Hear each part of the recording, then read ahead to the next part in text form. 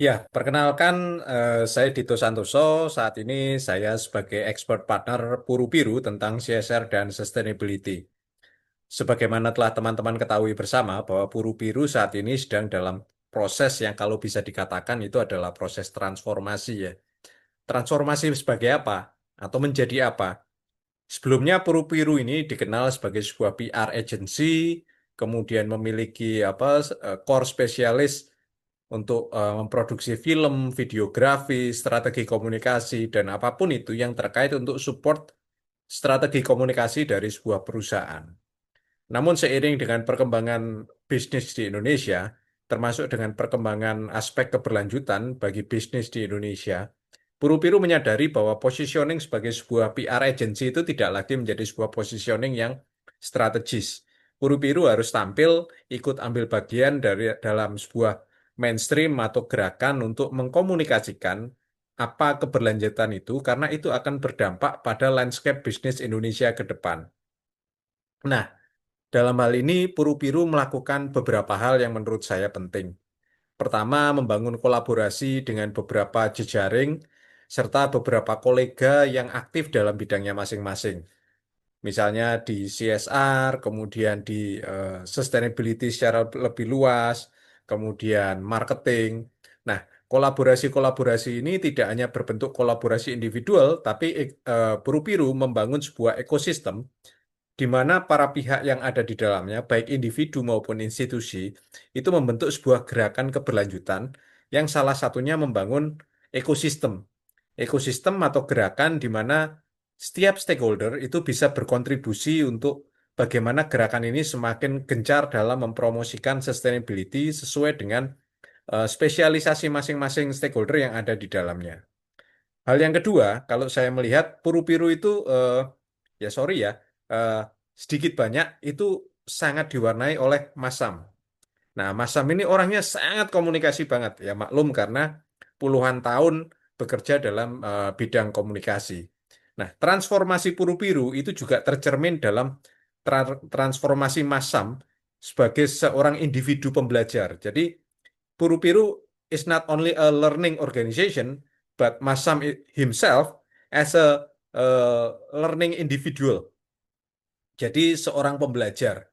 Salah satu jalan untuk menjadi pembelajar yang baik itu ditempuh oleh Masam sebagai foundernya Puru-Biru itu dengan memperdalam ESG, CSR, dan sustainability, kemudian bergaul dengan lebih banyak praktisi CSR, ESG, dan sustainability. Dan salah satunya eh, Masam memberanikan diri, menceburkan dirinya untuk berkuliah di program ESG dan Sustainability di Universitas Sanata Dharma. Ini untuk memperkaya proses transformasi yang ada di Puru-Biru tersebut. Nah, hal ketiga yang menurut saya cukup mendasar adalah ketika saya membaca eh, draft dari paper tugas UAS yang dibuat oleh Masam dan teman-teman di dalam kelompoknya. Saya kira eh, saya sangat berterima kasih karena saya juga ikut ambil bagian dalam proses transformasi di Puru-Biru ini. Dan dengan membaca paper itu saya menemukan insight, saya memperoleh kesempatan untuk mencuri baca bahwa ternyata apa yang dilakukan oleh teman-teman dalam kelompok ini sangat membantu dalam memberikan pengayaan untuk proses transformasi yang dijalani oleh Puru-Biru. Analisa yang disajikan oleh teman-teman, misalnya berbicara soal strategi bisnis, kemudian marketing, pricing, ini memberikan input yang sangat-sangat bernilai dan bahkan saya malah takut ini menjadi bola liar. Bola liar apa? Karena apa? Niatnya kita mau manasin mesin, ini bukan manasin mesin, ini betul-betul menggerakkan mesinnya untuk berjalan sama sekali gitu kan. Akan semakin memprovokasi Puru-Biru, nggak cuma Masam, tapi saya juga yang terlibat di dalamnya untuk semakin berbenah dalam proses transformasi ini. Ini buat saya gila banget gitu kan. Ketika paper ini nantinya selesai, itu pasti bisa menjadi semacam buku panduan bagi kami, teman-teman yang terlibat dalam proses transformasi di Puru-Biru ini, seperti Mas Agus, kemudian Mbak Ike, untuk bisa menyerap dan bagaimana menggelindingkan ide-ide mengenai perubahan untuk menjadi sebuah sustainability communication agency ini bisa berjalan. Not just an agency, but an ecosystem. Not just an ecosystem, but it is also a movement, a sustainability movement yang ingin kami coba gerakkan bersama dengan sebuah entitas atau ekosistem yang bernama Puru Biru ini. Terima kasih teman-teman. Kami lanjutkan eh, segala input yang berharga dari teman-teman sehingga bisa menjadi amunisi buat kami untuk bergerak di Puru Biru. Untuk senantiasa menjadi urip iku urup. Terima kasih.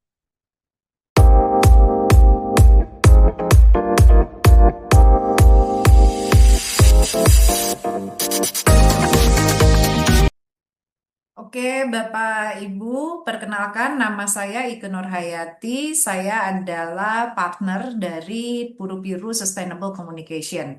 Jadi bersama Pak Sam dan teman-teman, kami melakukan beberapa pekerjaan dalam beberapa tahun terakhir ini dari variasi klien yang cukup beragam dan dengan sebuah diversifikasi yang kami sampaikan secara spesifik yaitu komunikasi yang berkelanjutan. Sebagai konteks dari tim Puru Piru ini memiliki latar belakang yang cukup beragam juga sehingga itu menjadi sebuah kekayaan dari tim Puru Piru untuk memberikan servis kepada klien yang kalau secara garis besar dari keberagaman latar belakang ini terdiri dari dua mazhab utama, yaitu yang memiliki latar belakang terkait komunikasi dan yang memiliki latar belakang terkait isu-isu keberlanjutan. Kalau dirunut dalam beberapa tahun terakhir, memang penggunaan kata keberlanjutan atau sustainability ini menjadi sangat banyak digunakan. Pada masa-masa sebelumnya, secara tradisional kita mengenalnya dengan istilah CSR. Nah, mungkin Pak Sam lebih dapat menjelaskan lebih lanjut bagaimana irisannya antara CSR, sustainability, lantas kemudian pengukuran yang dilakukan, lalu konsep SDGs dan segala macam. Nah, sedikit mungkin yang bisa saya sampaikan terhadap tugas yang sedang disusun oleh Pak Sam dan teman-teman. Ada dua sudut pandang penting yang menurut saya sangat krusial untuk dibahas secara spesifik. Yang pertama adalah strategi market atau strategi marketing. Nah, karena ini implikasinya akan menjadi berbeda.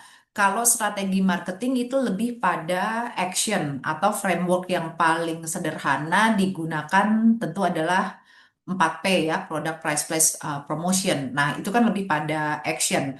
Tidak salah dan silakan saja apabila mau mempertajam dari bagian tersebut seperti juga yang telah disampaikan dalam paper ini.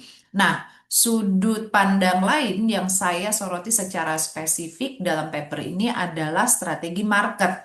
Ketika berbicara strategi market itu menjadi lebih luas karena tujuannya adalah bagaimana sebuah company itu mau menentukan market mana yang digarap, lalu bagaimana cara entry terhadap marketnya, bagaimana persaingannya dan segala macam. Nah, ini agak berbeda dengan marketing. Jadi saya melihatnya jika mau fokus pada strategi marketing, maka penggunaan 4P sebagai framework yang sangat banyak digunakan itu sangat oke. Nah, di sisi lain, apabila mau membahas mengenai strategi market atau strategi pasar, mungkin bisa digunakan pisau analisis yang berbeda. Jika menyebut secara simple ya, kita gunakan saja Porter ya. Antara lain tentu Porter's Five Forces atau Porter's Generic Strategy. Jadi generic strategy itu biasanya berbicara mengenai cost leadership, differentiation, atau fokus atau niche gitu. Nah, ini sangat relevan dengan apa yang dikelola oleh tim Puru Biru dalam hal satu sebagai strategi market adalah bagaimana tim Puru Biru menentukan posisi dirinya klien-klien seperti apa yang mau dilayani servisnya. Jadi, apakah klien yang sangat mengedepankan cost atau klien yang lebih mengedepankan value dibanding dengan cost. Nah, itu dari sisi cost leadership. Yang kedua adalah differentiation, apa yang membedakan Puru-Piru yang awalnya adalah lahir dari strategi dari konsultan komunikasi kemudian bergeser menjadi konsultan sustainable communication. Nah, itu kan differentiation. Lalu yang berikutnya adalah apakah mau melayani market yang general atau melayani market yang niche. Nah, itu juga kan pilihan terhadap fokus. Nah, mungkin itu kalau mau melihat dari pisau analisa market strategi, kalau mau melihat dari analisa marketing strategi yang secara umum digunakan 4P itu sudah memadai lah sebagai dasar untuk dikembangkan berikutnya. Nah, sebagai summary, barangkali saya ingin menyampaikan bahwa di dalam perubahan yang semakin cepat dan semakin niscaya, kemampuan sebuah perusahaan untuk dapat memilih market mana yang akan dilayani, serta tidak semata-mata berperang dalam pricing strategi ya atau price war itu akan menentukan keberlanjutan dari perusahaannya itu sendiri dan pada ujungnya adalah manakala kita berbicara tentang keberlanjutan tidak ada bisnis yang berkelanjutan baik itu secara sosial maupun secara lingkungan apabila secara ekonomi bisnisnya tersebut tidak berkelanjutan. Semoga apa yang saya sampaikan dari sudut pandang sebagai sesama partner di Puru-Biru itu dapat memberikan gambaran yang cukup jelas untuk teman-teman dan membantu bagi kelancaran penuntasan dari studi teman-teman ini. Terima kasih.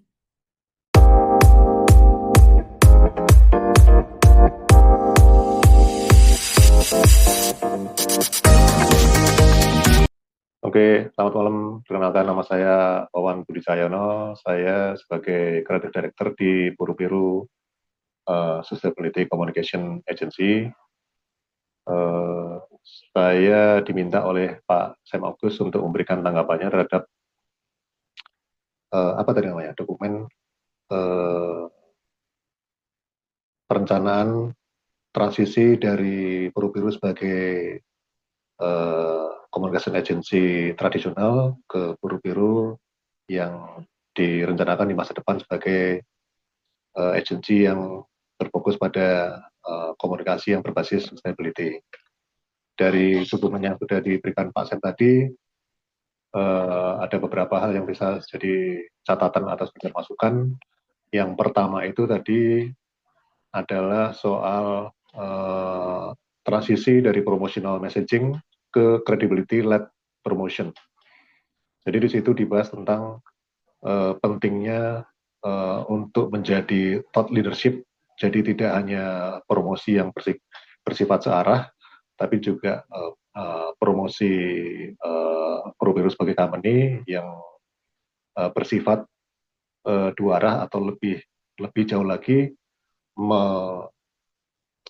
apa namanya memimpin dalam hal pemikiran atau isu-isu. Nah itu saya lihat bisa dijawatahkan dalam landscape komunikasi saat ini yaitu dengan sosial media. Jadi dalam sosial media ini tidak thought leadership dapat diwujudkan dalam bentuk sosial media conversation starter. Karena seperti yang kita tahu sosial media itu penuh dengan percakapan, bisa dalam bentuk percakapan visual, dalam bentuk konten, juga percakapan dalam bentuk engagement dari target audience sebuah channel atau sebuah platform terhadap konten yang dikonsumsinya.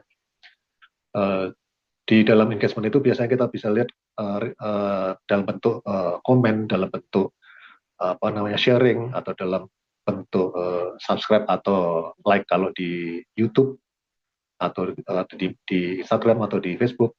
Nah, itu sudah masuk dalam conversion. Artinya Puru-Biru yang sebelumnya harus bisa menjalankan transisi ke Puru-Biru yang di masa depan itu untuk menjadi conversation starter yang bisa membuat target audience-nya update terhadap isu-isu terbaru tentang sustainability. Conversation starter ini akan menjadi semacam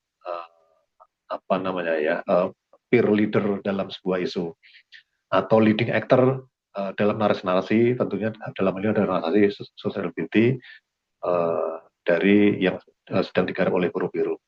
Kemudian yang poin berikutnya adalah di halaman 52 tadi, saya lihat ada di poin nomor 5, yaitu promotional claim ke promotional proof.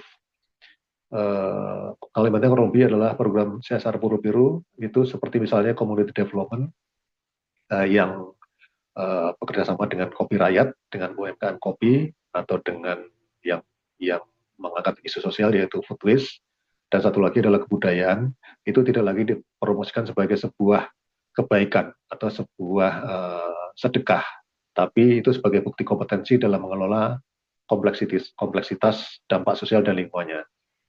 Nah, sebenarnya banyak sektor yang bisa kita kembangkan dari situ. Mungkin salah satunya yang bisa saya tambahkan selama saya bergabung di Puru-Biru itu adalah satunya tentang sikap inklusivitas. Itu sudah kita jalankan di Puru-Biru mungkin dari pada saat kita mulai menggarap isu-isu tentang moderasi beragama dan inklusivitas, terutama dalam ini adalah agama Islam yang sebagai agama mayoritas di Indonesia, itu kita sudah garap dalam bentuk film-film dokumenter jalan dakwah seri. Salah satunya adalah yang di Kudus dan di Palembang. Sikap inklusivitas itu penting sekali dalam konstruksi masyarakat di Indonesia yang plural dan beragam, karena itu akan menjadikan sebuah pada akhirnya nanti akan kita kembangkan menjadi sebuah peradaban civil society yang lebih lebih madani atau merangkul banyak pihak.